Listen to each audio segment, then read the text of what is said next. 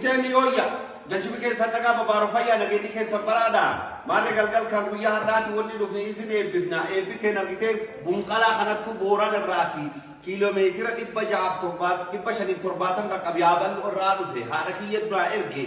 abba kiyya qabatee dhufe maarree duuba bunkan in eebbifanna nageenyu jalaa jedha isan gumiiteen hundi ardaan nagaa Bobban naga, Bari naga, Warin naga, Warin naga, Beri naga,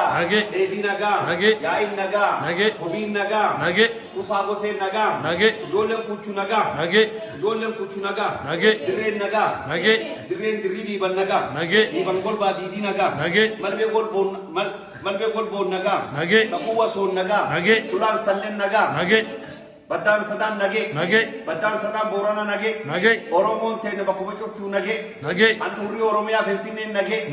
Oromon Gutu nage, Watinu nagesin, Watinu nagesin, Agent, but Balaham to Rabbinu Fideka Rabbinura Kasim, Agent, Balatanale Wakinura Kasim, Agent, Wakinura Kasim, Agent, Balatanale Rabbinura Kasim, Agent, Oromo Tene Rabbi Somsin, Agent, what are the Hamtunu Gamurabinura Abin, Agent, Oromo Tena Horabula, Devana Bakumayu Tani Targite Woli Episa,